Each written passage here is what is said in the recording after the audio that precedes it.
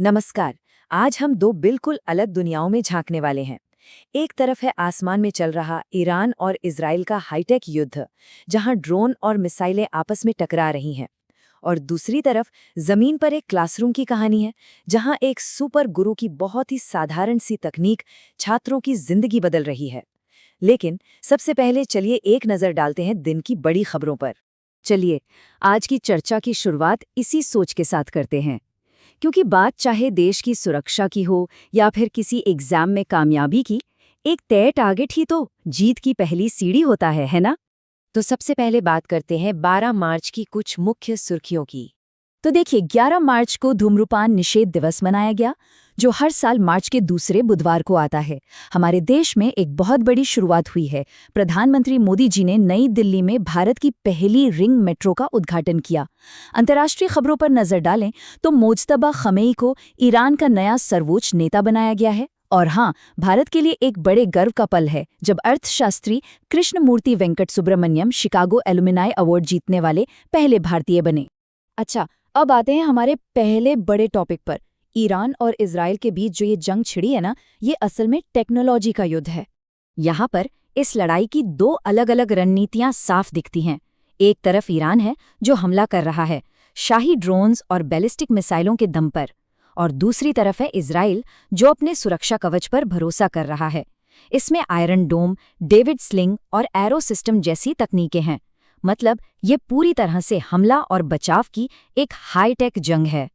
तो ईरान का जो सबसे बड़ा हथियार है वो है शाही ड्रोन। इसे आत्मघाती या सुसाइड ड्रोन भी कहते हैं। इसकी सबसे खतरनाक बात है इसकी रेंज। सोचिए, ये करीब करीब 2500 किलोमीटर तक 40 किलो विस्फोटक लेकर जा सकता है और फिर सीधे अपने टारगेट से टकराकर उसे तबाह कर देता है।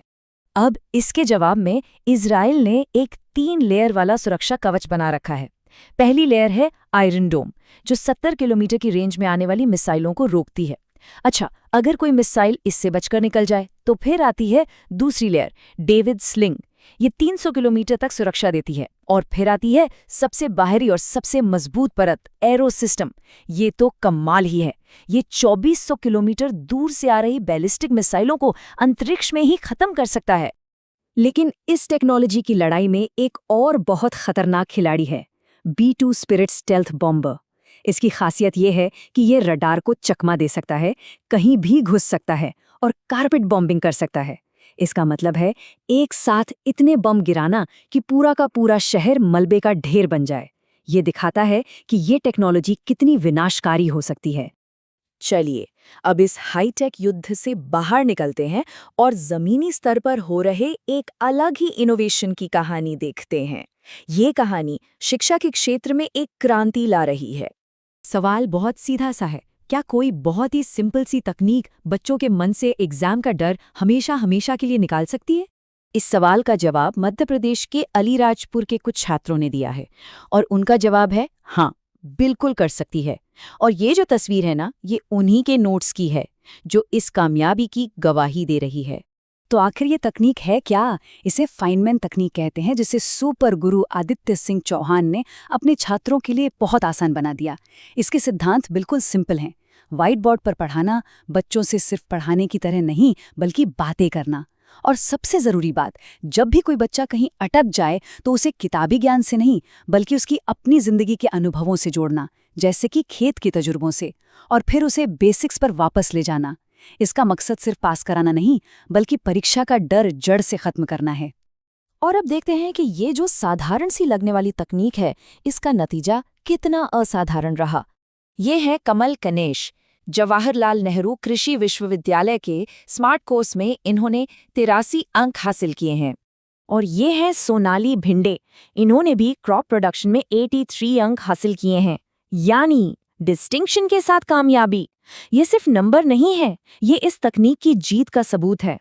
तो आज की इन दो कहानियों से सीखने को क्या मिलता है?